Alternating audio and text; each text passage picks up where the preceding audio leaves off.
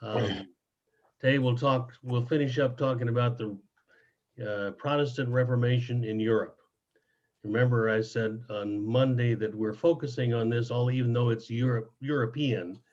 The sources of the types of churches that most Black folks are in America are tied to this history. And you kind of need to see where the connections are, starting with the question I started with on Monday, which is how come we're not all Catholics, since everybody in Europe in the 1400s were Catholics. So we said, and we set the historical context into that.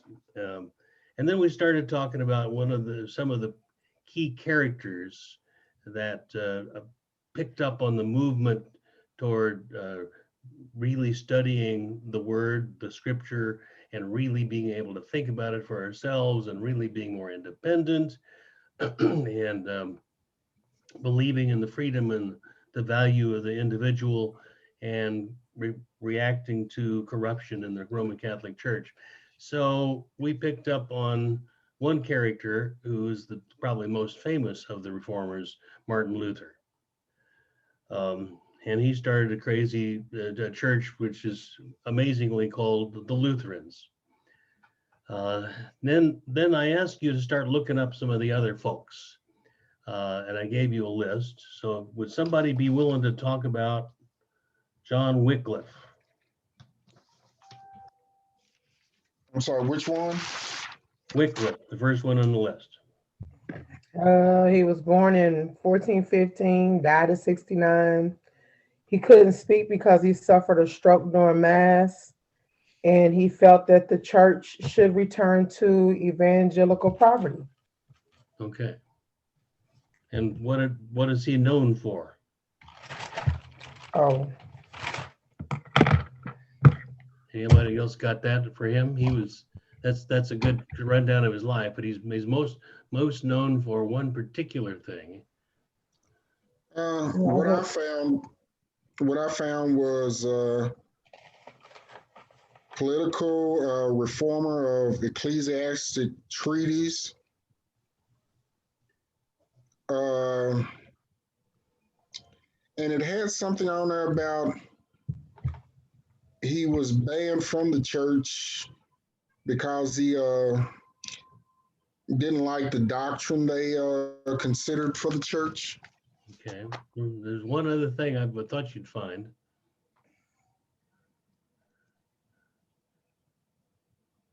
What do you got, Kim? Uh-oh. Okay, wait a minute. You Okay. there? That he was the predecessor to the Presbyterian. I know I'm saying it wrong. Presbyterians? The B looks like an N. I'm sorry. Yes. And the in his distancing of the Roman Catholic priesthood, he really kind of went in on them. Yeah, he was very critical of the Catholics. That's true. But I'm still looking for one other thing. And he also translated the Bible. Bingo. Oh, okay. His big mistake was he translated the Bible from Latin, which everybody knew that was what Jesus intended us to be reading, into English. It was the English of the 1400s, and it wasn't. We probably wouldn't be able to stand a lot of it, but they found out about it, and that was a bad thing. So he was exiled from the church for that. But that was an early Protestant kind of a guy, even before Luther and some of those other dudes. Okay, how about Ulrich Zwingli, Zwingli?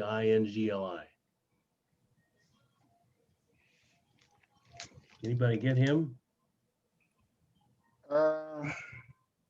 Besides how you spelled it, Ulrich. Yeah. It was also spelled Huldrych. Okay, Ulrich. Yeah, all right. he was the leader of Reformation in Switzerland. Born in Wild. Okay. Well, Howard, I'll get you in a minute. Let's get somebody else a chance to enjoy the spotlight. Lucretia, what do you got? He was oh, what did I put? I put that he born during a time of emerging switch patriotism and increasing the criticism of the Swiss mercenary system. That's what I have. Yeah, yeah. So what country was he in? Switzerland. Switzerland. Okay, so get the general location, and he was critical of the politics of the time, partly because the Swiss were in this, conscripted into military service for other nations, and he didn't like that. Right? He was a Right. patriot.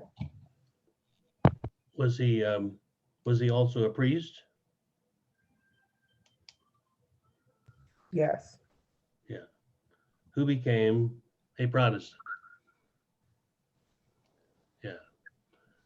Zwingli, and he was in the town of Zurich, Switzerland. Um, he became a Protestant not the same way that Luther did. Luther got just kind of fed up with the Catholic Church and went to the Bible and said, "Well, let me figure this out. Can you really be saved by what the Pope says? No, you're saved by just having your faith in Jesus Christ, is what the Bible says." And that turned him around, and he changed a lot of things from that. Zwingli basically got a hold of the Greek Bible that our old buddy Erasmus did, and he started reading the Bible, and he got so excited about what the Bible said Jesus was about, and what the epistles said the church was all about, that he saw the strong difference between that and the Catholic Church, and he started preaching Protestant doctrines in Zurich. So he was before Calvin, but he's an important, and he was basically one who did what I said the other day. If you're going to decide, clean out your dresser drawer, he just dumped everything out and only put back in for the church what was specifically in the Bible. He was a purist in that respect. So how about his successor in Switzerland, John Calvin? Somebody who hasn't spoken yet, talk about that.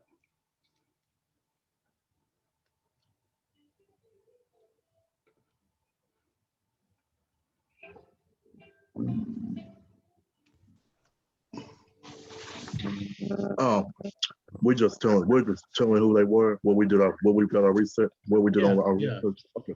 Um, he was Where was he? What'd you say? Where was he? What location? Start with that. Album was Switzerland, right? Yeah, in the town of Geneva, all right. Right. And what about it?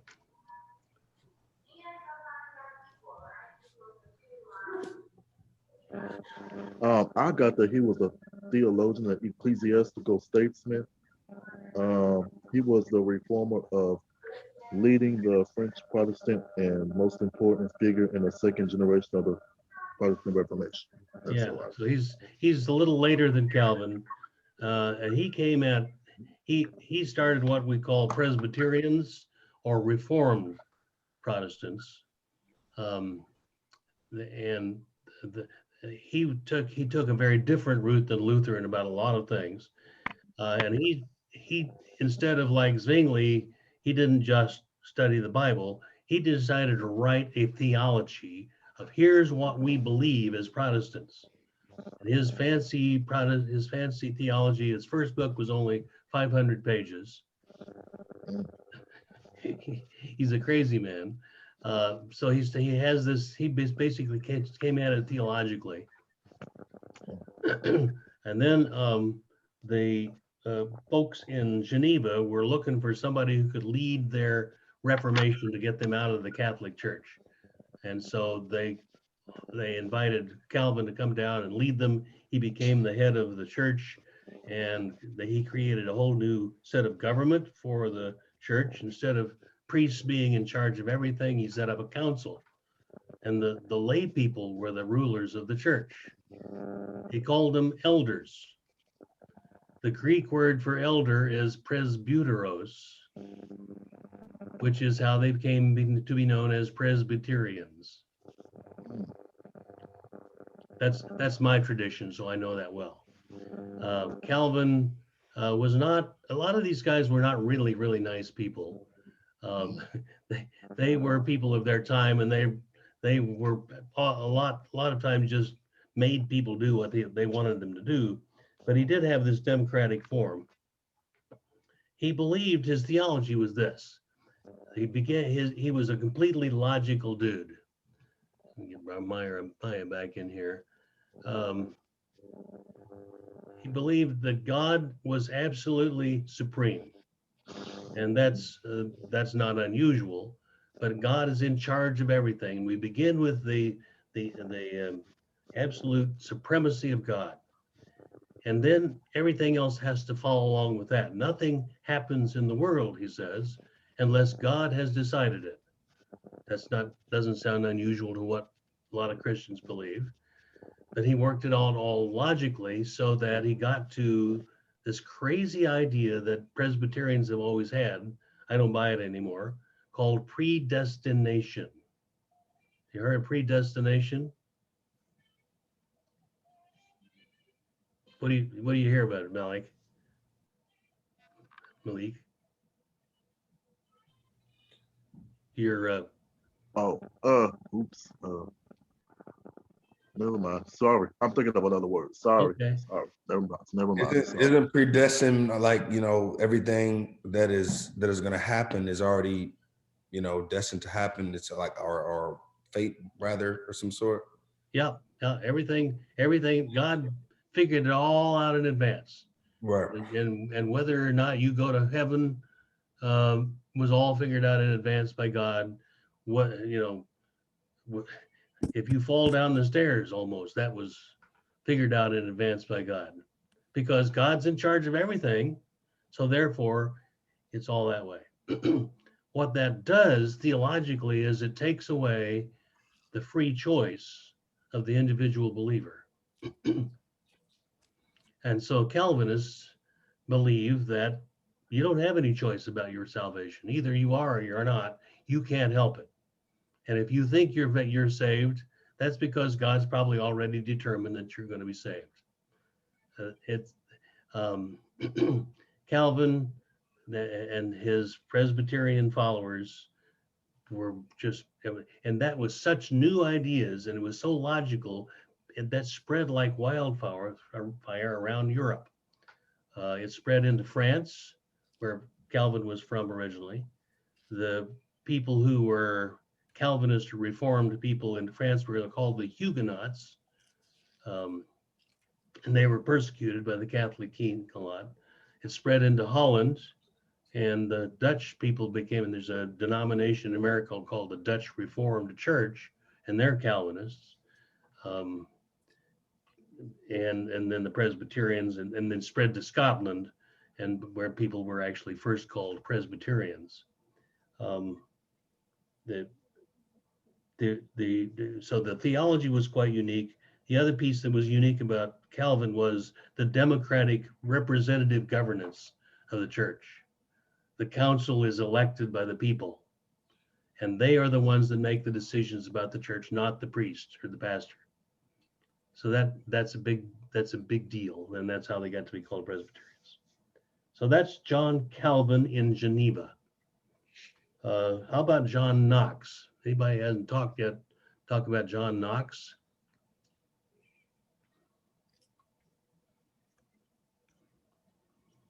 Have we just run out of you? What you had? He was John Knox was the Scottish religious leader Yes. in the Church of Scotland. Right. What else do you know about cool John Knox? He also had literature, like he was also an author. Right. Yeah. So the Scots were all Catholics, and then he came along and preached. And they said, boy, that makes a whole lot more sense than Catholicism. and they became Presbyterians. Yeah. And many of the white Presbyterians you see around the United States, many of them were originally Scots from Scotland. My family was Northern Ireland Scots Irish. So yeah. Knox had to fight off the Catholics quite a bit, because there was time of transition, and they weren't sure if they were going to be Protestants or not. And at one point he had to leave Scotland and go over to France, but he came back, and they let him take over the church. And he really instituted a representative government of the church. Quite unusual. So that spreads the Reformation around Europe. Germans were Lutherans, Germans, and in Sweden and Scandinavia were Lutherans primarily. Calvin was spread into Europe, into France, and west into. I even visited some Reformed Calvinists in Hungary many years ago, and they are strong Protestants, strong Calvinists, much more conservative in their Presbyterianism than I am. What we thought was very interesting when we visited Hungary was the Protestant churches don't have a cross on the top of their steeples. They have what looks like a Star of Bethlehem, a little multi-pronged kind of a star kind of a thing. The Catholic churches in Hungary have crosses. And so we said, so why is that? They said, well, here's why. Calvinism spread quickly, and a lot of priests and a lot of lay people got really excited about being Calvinists. And they changed their churches. And then the Pope sent troops in and to turn us around. And they put people in and interrogated them and made them recant their Protestant beliefs. And the way they did that is said, you've got to say, I no longer believe that way. And they made them hold a cross while they were being tortured into recanting their Protestant beliefs.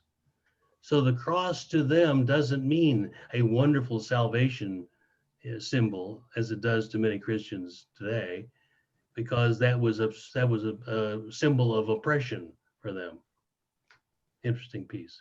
But that shows you how Protestantism spread around Europe. So now let's move across the English Channel. What about cool Henry VIII? He was the King of England. Yes. Let me get there. He's a hot mess. Former King of England, born around June 28, 1491. Okay. Had several kids, and he had a reign of England for over 36 years, presiding over sweeping changes that brought forth his nation into the Protestant Reformation. Right. How did it happen that he got the very Catholic England into the Protestant realm? Anybody discover that? I think it was Go ahead, Gary. because of one of his wives. Yes. He only had 6 wives. But he was able to execute a couple of them, and then he was free to marry again. And he couldn't, another one he wanted a divorce. He was the And- first person who had the annulment, wasn't he? Yeah, that he wanted to get an annulment. And the Pope said, no, you married her, you're stuck with her. His the argument, though, was that she couldn't have children. Right, because he needed an heir, he needed a son. Right, that's the disagreement he had with the Pope. So that's when he declared himself the supreme head of England. Right, Right. yeah, he said, I am now the head of the Church of England. The heck with the Pope. and we're going to make our own rules. Rule number one is you can get divorced if you want to. So he divorced that woman, married the next one, and so on. But yeah, he was a very large, very fat man. He was a very large egomaniac. He really loved the ladies, clearly. Probably had a number of out of wedlock children as well. He ruled rather erratically. He just sort of decided things and just did them without stopping to think about the consequences and the policies. We remember him for getting the English Catholic Church into Protestantism, but there was a lot of other crazy stuff as well. He sort of is this very similar character to the 45th president of the United States. He collect wives too. Collect wives. But that's who I thought of when I read this as well. That's That's crazy. exactly right. Yeah. Somebody did a Facebook post of a bunch of descriptions and it said, I bet you were thinking about Trump. And then it showed the picture of Henry VIII. That's who I was talking about. Mm. So the church that he founded became known as the Anglican Church, Angle meaning the English, and they kept a whole lot of Roman Catholic ideas. The priests were still called priests, and they kept the mass pretty much like it always had been. They eventually got it into English. But a lot of the other, it became more like a Catholic church, just except it just didn't have the Pope at the head. That was his big Reformation. Now, what happened at that point is there's a whole lot of other people in Europe, I mean in England, who didn't think he went far enough, and they became the separatists. Anybody pick up the separatists? What did you find about them? They are. Oh yeah. They are the independent people of the early English Protestants Yeah, in the 16th and 17th centuries who wished to be separated from the perceived corruption of the Church of England. yeah. So the Anglican Church wasn't good enough and wasn't clear enough and pure enough, and they wanted to separate out. And some of those separatists were called Baptists, and some of them were called Quakers, and some of them were called Puritans. But that's where a lot of the smaller denominations that we know in this country came from, that rebellion against the Anglican Church. Yeah. And so you want to know where the Baptists came from? Right there. It's an independent streak of people who said, no, we don't want that high church Roman Catholic feel of the church. And they didn't want to be Presbyterians because they believed that individual choice made a difference in your salvation. And you begin to see how Baptists became Baptists. No, you got to make your own choice. You got to say yes to God. And whether God's predetermined it or not doesn't make any difference. If you decide to say no to God, that's it. You can come back, but it's that freedom of choice. It's that evangelical sense of we got to help people make this choice to say yes to God. That's where that came in. Sorry. Dr. Sawyer, one thing I found interesting when I was reading that is that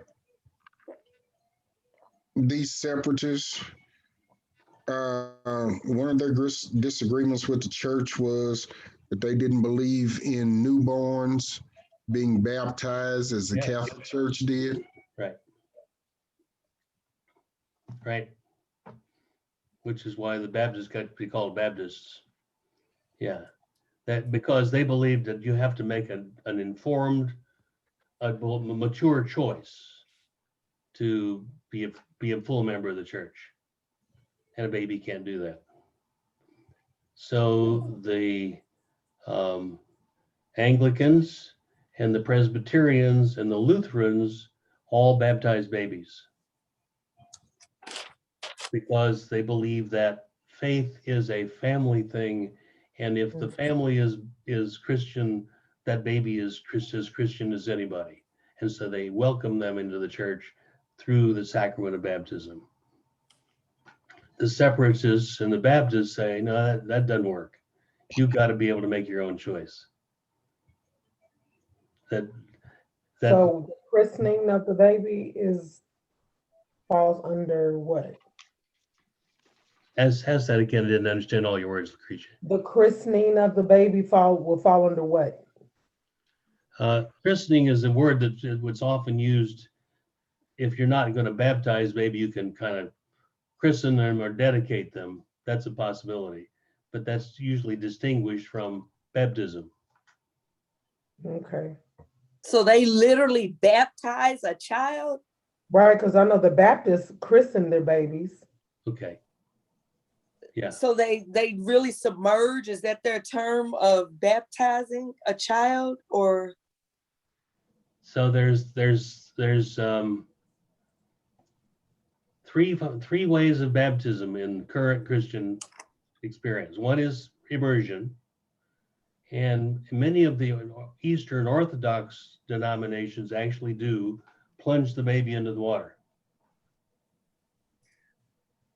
and then immersion from in a tank for an adult or a child is that way. So that's the immersion. The second way is pouring. where you just pour water over the person's head as they lean over the lavatory, and the other is sprinkling, where they simply put water on the top of the head and say you are baptized. Usually three times. In the name of the Father, Son, and the Holy Spirit. Those are three ways of doing it, and different denominations have chosen different ways. But Professor, does that count if you don't say it in Jesus' name? Theoretically, theologically, there are those who say it does not count unless you say the Trinity. wow. Father, This Son. class is so interesting. Wow. So there's a story about the debate between a Presbyterian and a Baptist about whether they're doing the right form of baptism. And well, you got to get completely wet, all wet, says the Baptist, or it doesn't work. The Presbyterian says, well, then tell me this: if you go in the water and you get wet up to your waist, are you baptized yet? No. Well, if you go up to your shoulders, are you baptized yet? No. If you go up to the top of your head, are you baptized? Yes. He says, well, that's where we baptize them. Top of that. All right. I like it. I like it. I'm gonna use it. I You like can use it. that. You could use that one. Thank you. It's an old bad preacher joke. Oh my goodness. Okay. So Wow. yeah. So baptism, the sacrament of baptism is one of the differences among different denominations. Another difference among the denominations is how they understand the sacrament of the Eucharist or communion of the Lord's Supper. And that was one of the early breaks of the Protestant Reformation itself. Martin Luther, who didn't separate too far from the Catholic Church, believes strongly that when we celebrate the communion and we say the words, the bread and the wine become the real presence of Christ on the table. They didn't believe it was actually the body and blood like some Catholic theologians do. We said Christ is really there in that bread and in that wine. Right? The Geneva, the Swiss reformers said, no. Yeah, that's too magic thinking. We're not going to go there. We're enlightened people of the Renaissance. We don't buy that stuff anymore. The bread and the wine are a sign and symbol of Christ's presence with us in the communion bread, in the communion experience. And most of our American Protestants, with the exception of Lutherans, are pretty much there about what communion is about. They changed a lot of names, of course. Instead of what the Catholics call Eucharist, which means giving thanks, the Protestants call either communion or the Lord's Supper or the Last Supper, right? What did the Catholics call their religious leaders? Priest. Popes, priest. Right. Yeah. Priest. What do Protestants call the religious leaders? I was thinking they changed it to like ministers or leaders. Ministers or pastors? Yeah. Yeah. By the way, currently in news reports, they've taken to calling ministers reverends. A reverend has said this, or reverend has done that, or no, reverend is an honorific title that you give someone who's ordained. It's like the honorable judge so and so. You don't refer to judges as a bunch of honorables. You don't refer to ministers as a bunch of reverends. That's just my way. Yeah. Dr. Sawyer, is it mandatory though, after ordination, that you do take that? Or can you go through the ordination and just decide to be a minister, someone who's a servant? Well, it just kind of depends. In the Presbyterian Church, you could be either a minister or a pastor or whichever. I always thought you were a reverend if you were the flock of a church. Well, the reverend is the title you give somebody who has been ordained. You Okay. are the Reverend Mr. or Mrs. or Ms. So and so. Okay. Reverend Gary L. Townsend. But you are called a minister of the word or a minister of the gospel. Okay. Okay. Yeah. Right. So some of the other names changed. Well, actually, the Catholics called the Eucharist the Mass, which is the whole service. Mhm. And we changed that. They changed the except for the Anglicans, which are very hierarchical still, with bishops and an archbishop at the head of the whole communion. The Reformed and the Baptists and the Lutherans are all much more democratically oriented and not so hierarchically oriented. And the authority, where is the authority in the church? In the Catholic Church, the Pope is the authority. And the Pope says, here's what we must believe, here's what our tradition is. And then it's the job of the bishops to enforce that everybody agrees with that. In most of the Protestant denominations, it is the Bible is the authority. Well, we'll disagree about that. Well, what does the Bible say? We need to go to the Bible and study. How does the Bible really interpret all this? How can we interpret the Bible correctly to make sense of a particular controversy? That shifts the authority really radically at that point.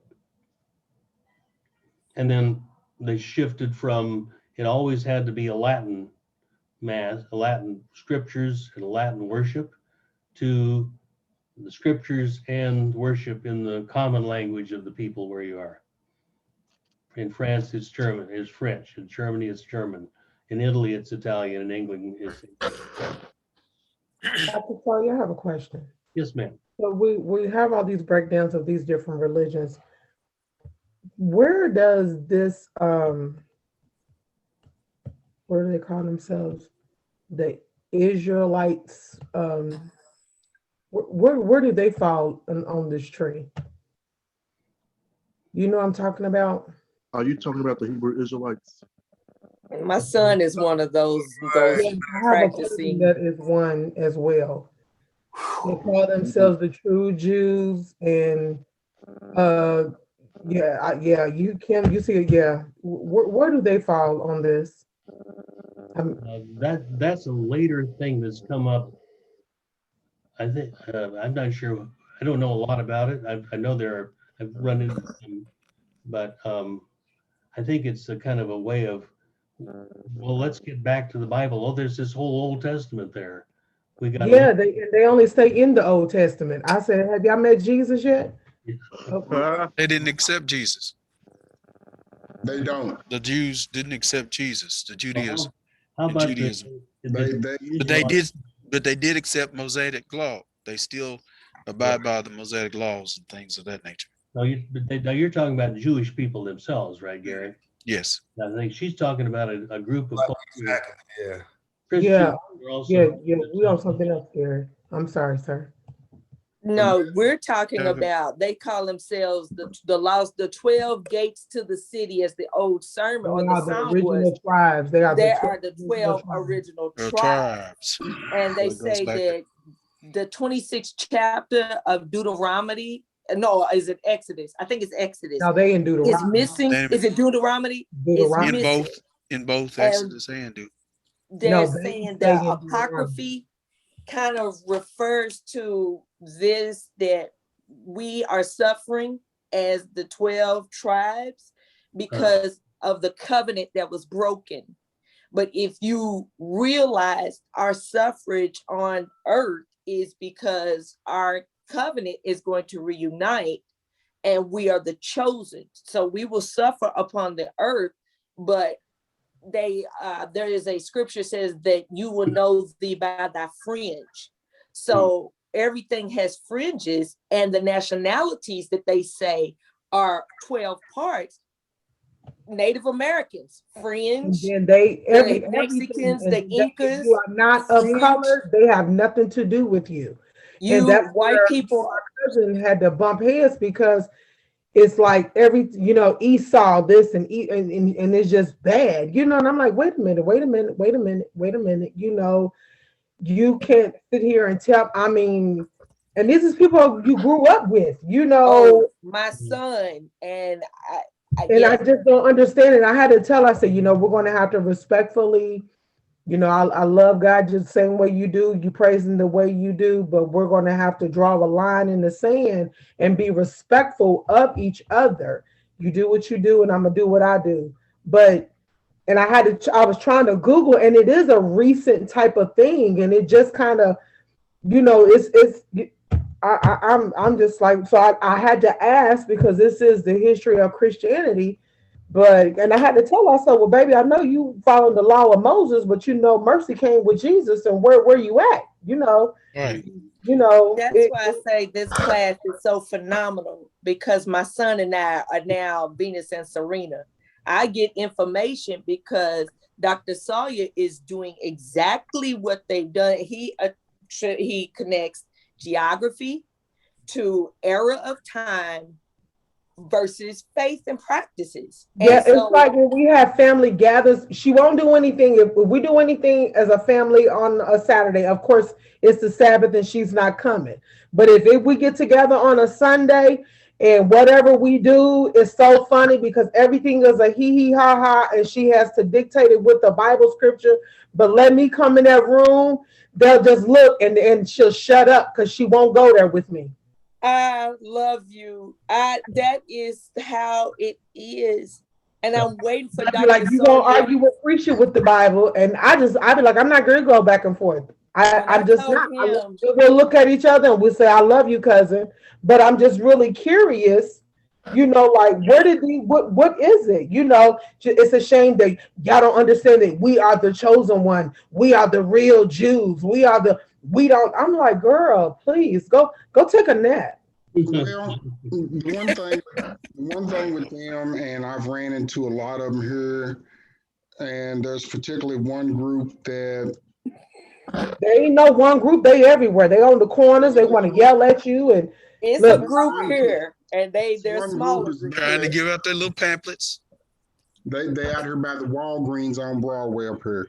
Wow. And You will probably see my son as the speaker with the megaphone that sits on the little soapbox. heavyset kind of guy, kind of No, big. this way, I know he's They a struggle. renamed themselves. She was born as Donisha. She is now Ishaya. I said, who? I still call her. We grew up as Bunny. Hey, Bunny. I I was would tell you 17 like years I old told you in with Lucretia, 3 and hours, Yeah. 3 days of labor. I had a quarry. Let me put this in some context then. I don't know a lot about it. I think it's a relatively recent uprising of people who have decided this is the way we're going to go. They And- need to quit drinking the Kool-Aid. And they have become absolutists, literalists. You have to do it exactly this way or you're not right. That's pretty common in a lot of religion groups. But if it's new, they're very zealous. But I don't think that, I don't see that connected with any of the stuff we're talking about yet. I think that comes into American religion development in the last 100 years maybe or something. I don't know. I will say We're not this, there yet. Lucretia, don't let it affect you too much. Oh no, baby, it don't affect me. It ain't got nothing to do with me. Because They're very judgmental. They're very rude. I have lost my child, They and pick it and is choose. almost cultic. It It is. hurts. Yes. Portions of They're it. very cultish. They are very cultish. The But they're wives are strong though. It's a subservient. lot of them. But they They're pick and not just choose what here. want. They are everywhere. They are It's a everywhere. small group here, It's and a they small group join here, but it's a every. large community nationwide. And I'm like, where? I think it started in like the early 60s, from my understanding, what I read with a guy in upstate New York, you know, in when I was trying to, because I'm like, where did this come from? Because my cousin, she's a really, she's a smart girl, you They're know, and brilliant. happened. So I had to kind of do a little research, and that's what I found.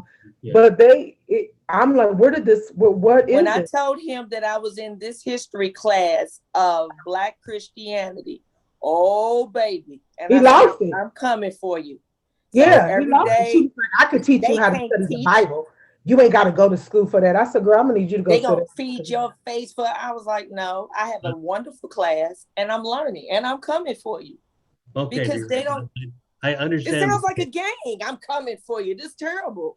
So I understand your pain, and I'm really that is very disturbing when people get that. It sounds like it's a cult, and it's growing like crazy, but it's a relatively we ain't there yet in history.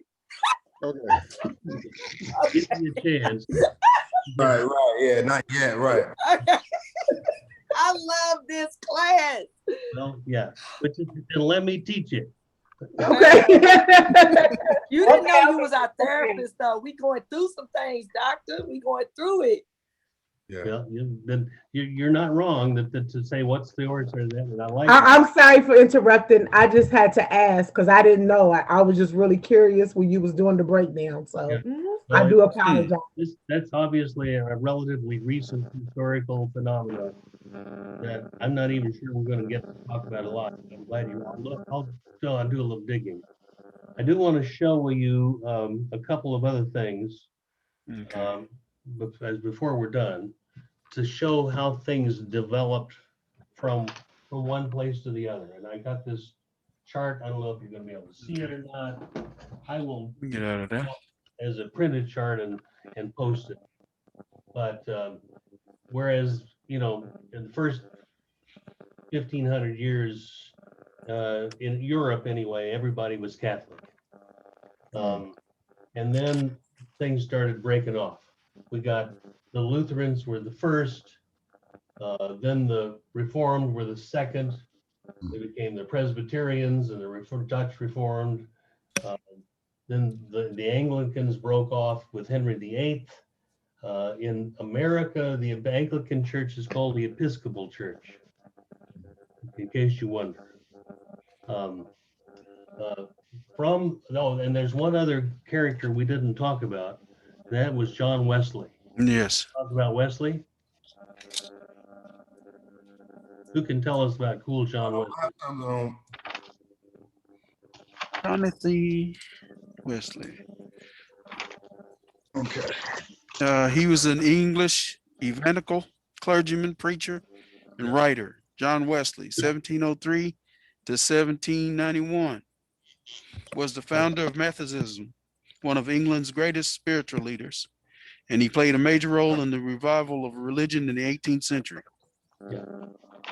So a couple of hundred years after Luther and Calvin, but among this ferment that's going on in England that brought about the separatists and the Baptists and the Quakers and the Puritans, also this guy by the name of Wesley, who wasn't himself an Anglican priest, but he was a member of the Anglican Church, and he said people don't quite understand this religion and they're not getting it. They need to have something that helps them tie in emotionally to this Jesus thing that we're going at.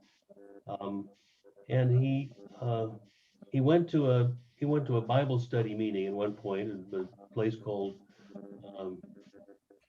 oh, I've lost it anyway. And he felt from the preaching and the singing, he said, my heart was strangely warmed. Mm. Now, the Anglican Church is very highly ritualized. We follow the exact same worship service every Sunday. We sing pretty much the same kind of chants every Sunday.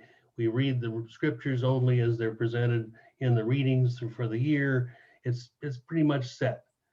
There's not a lot of emotion in the Episcopal worship service.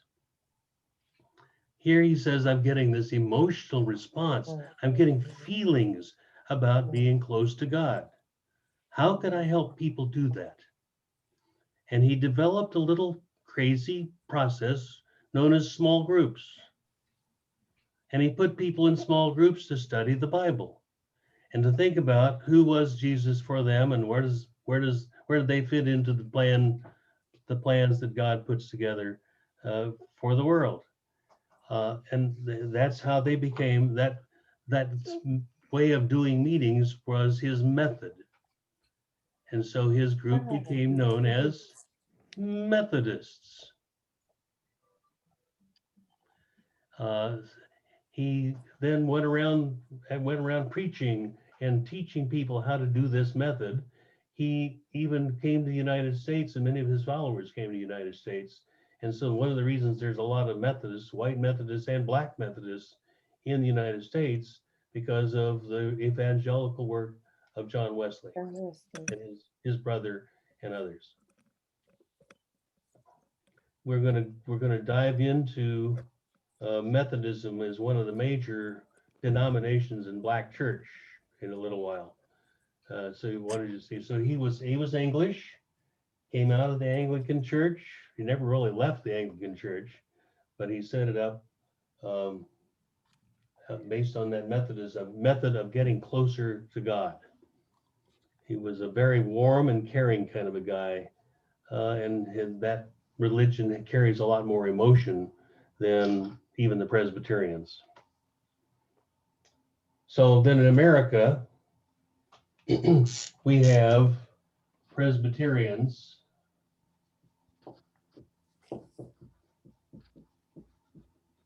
that are out of the Reformed tradition from Calvin.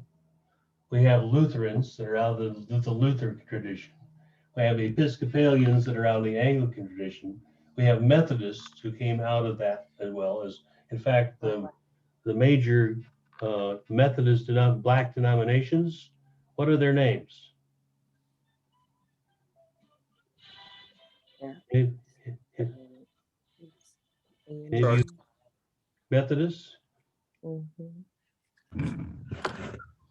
What was the question again? What's the name of the Methodist denominations here in this country? The black Methodist denominations. African AME, AME. African Methodist Episcopal. Yeah, African, or this American Methodist, it was originally African Methodist Episcopal, Yeah. AME, or AME Zion, or CME, Christian Methodist Episcopal. So that shows that connection to the Methodist and the old, the name of the Methodist Church in America up until the 1980s was the Methodist Episcopal Church. They still hang on to that connection. Dr. Sawyer, Yes, sir. did you say it was AZME or AMZE? AME, AME Zion, AMEZ, or CME are the three. Okay, thank you. Got a Thank whole you, chapter Dr. of the textbook on them. We'll be digging into that. And then you got a lot of the separatist groups, Baptists, Quakers, and Puritans. And the separatist movement and the independence creates a lot of the break-off churches. May get to maybe suggest something about your Israelite crew. There is in Protestantism this notion that, well, if I get an idea, I can just break off and start my own church or start my. And so there is a lot of, that's what they were doing without the official notice of the King of England. They just did it. And that's built into the independence of America in a way. Yeah. That's one way I can explain that. I don't know much about it. These folks, particularly the Puritans, and to some extent the Baptists, were people who called themselves Anglo-Saxons. Where have we run into the terms Anglo-Saxons before at readings in this class?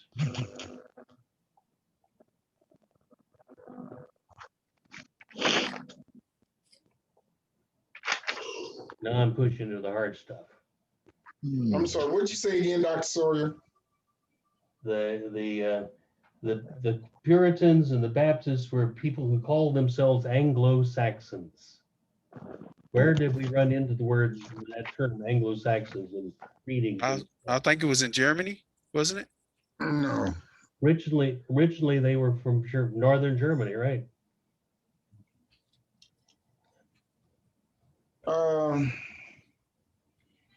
What else? I think they were in England or Britain, wasn't they? Yeah.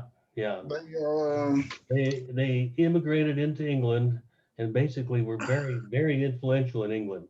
And a lot of the English people see themselves as the pure white Anglo-Saxon people that carried on that great pure blood of Anglo-Saxonism.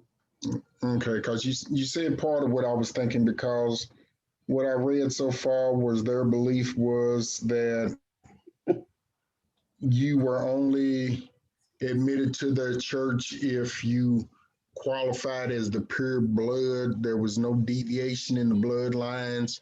It was just one bloodline. Yeah. So the Puritans were in a sense carrying on that pure white blood of the Anglo-Saxons. So the Puritans and the Pilgrims were two groups of Anglo-Saxons that came to this country and landed at Plymouth Rock and other places and started a colony, an English colony, dedicated to creating in America. I wrote this in the paper on the sources of white supremacy. I'm sure that's where you remember reading it. So they came to this country believing that they are the chosen people. We're the white chosen people. God has picked them over the Israelites, and we're going to make America the new promised land.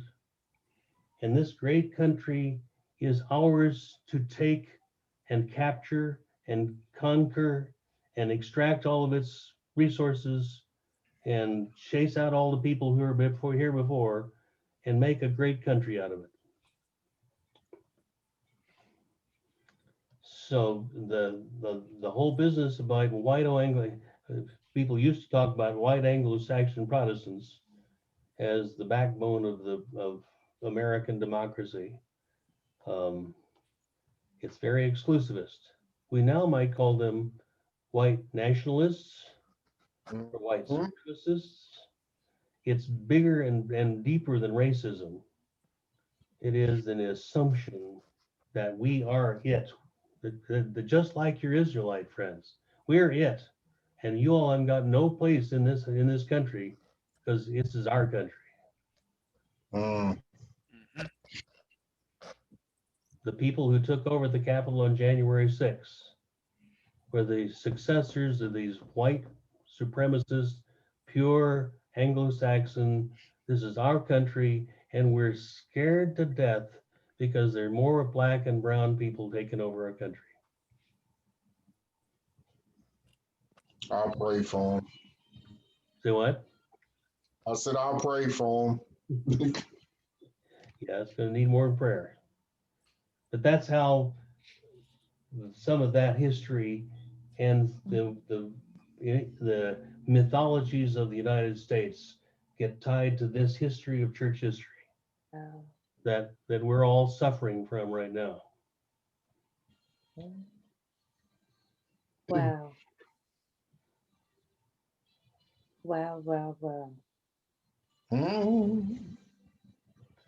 So, okay. So think upon these things, students. So your assignment for this week is to write another one page, or if you didn't write one last week, you got another one to do. A one-page report giving the major key people and places and dates of the European Reformation. Talk about the trends that led to that, and talk about, and the third question of that paper is, what has changed your mind or changed something about you or reinforced something you already believed in what you studied this week? That's a one-page paper. Due to me on Canvas, if at all you can, by Friday evening. Sir, in And my we'll- case, if I don't get down here to the library, can I put it in on the email later on? Yes, yes, sir. Cause the snow and the weather is No, affecting my. email is good. Include it in the email or give me a Word document with it, and that's fine too. Okay. There are gonna be Come on, 10 of Pam. them. I got my Kindle. You what? Did you? All right, yay.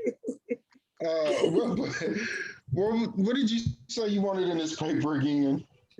It's on the, it's very clear in the module. It has the assignment, reading report number 2. And it tells Okay. you the 3 things that are in it. And it's European history. It's European Reformation, Reformation. what we're talking about this week. What we talked about. Yeah. Yes. That's the I'm not asking you to do anything except what we've already talked about, what you read about. Now, the assignment for next week, we're going to study African religions that were part of what the captives that came to the United States carried with them in their own hearts. If you can get to the library next week, there's the book by Raboteau that I have on the syllabus, Raboteau, a very prolific Black writer of Black history, and very, very clear. And he, in just the first part of the first chapter, he talks about the religion of the North American captive peoples, the slaves. And it's just fascinating stuff. If you can't get to that, oh, and you can also get that on Kindle, by the way. I have it on my phone. And the title of the title of the book, I think, is Slave Religion, right? If you can't get to that, do your own online research of indigenous African religions. There's a common, Raboteau points out that there's a common thread that ran through all of the different religions of all the different places that people were taken from and brought to the United States for chattel slavery.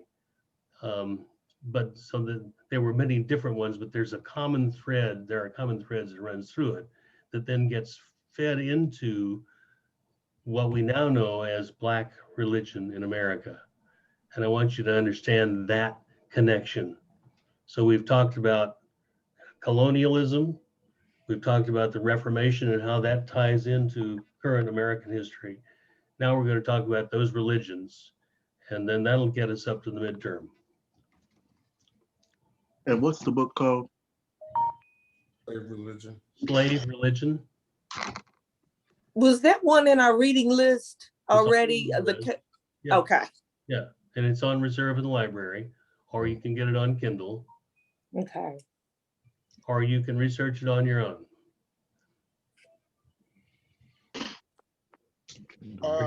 Pretty interesting stuff. All right, questions, comments? Yes, sir, Walter.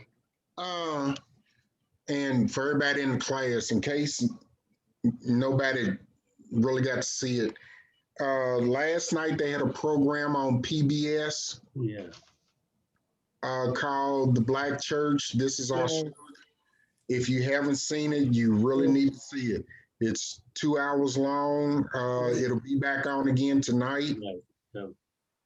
And it gives a history of the Black church and slavery and different things about the Black church, because I didn't know the trouble that a woman went through was more deepening in the Methodist church than any other. Hmm. And now they have their first Black female bishop. Right. I forgot her name. They had her on there last night talking. It's very enlightening. Teresa Snorton. Wow. Her name is Teresa Snorton Jefferson, I think. Yeah. Wow. So if y'all get a chance, it's on again tonight at 9 o'clock. Yeah. I would suggest you watch that or get it. I'm going to have to find a way to get it otherwise, because I was tied up last night and tonight, but I definitely want to see it as well. I forgot they said it was. I think they said it's on Netflix. Ah, okay, that'd be good. Okay. And Henry Louis Gates Jr. is the host of this event. Yeah. He's such a really engaging character. And the title of it is The Black Church. The Black Church. This is our history. This is our song. Okay. It deals with a lot of things about Black churches, their religious base had started, how different things in the Black churches started, how music, and it talks a lot about women in church, men, youth, and it also deals with slavery and how. What I found puzzling was they had one part where part of what you see in Black churches nowadays, it came from a white Methodist minister. Mm. That's what we're going to get into. That's good. His style of preaching, when you think about the old fire and brimstone preachers, there was this white minister. Yeah. George Whitfield. Yes. Yeah. But it was worth the 2 hours I All spent. right. So, all right. Other questions or comments? One, Dr. Sawyer. Yes, sir. One more time. What was that book called? One more time. Slave religion. Slave religion. Okay, and who's the author? Raboteau. Albert Raboteau. Rabo. Teau.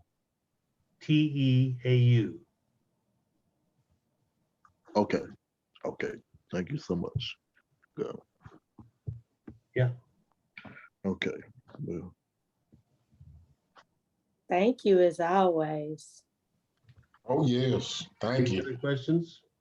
We haven't had a really good argument yet. We could do that in the last 3 minutes. Why do you want to argue with us? I thought you liked us. Those who have knowledge always willing to expound. You want to argue with us? We're not I even don't on think your I could ever level. argue with a professor. I don't know. Professor, we're not even there yet. Why are you trying to Can you smash go back us into with the the book?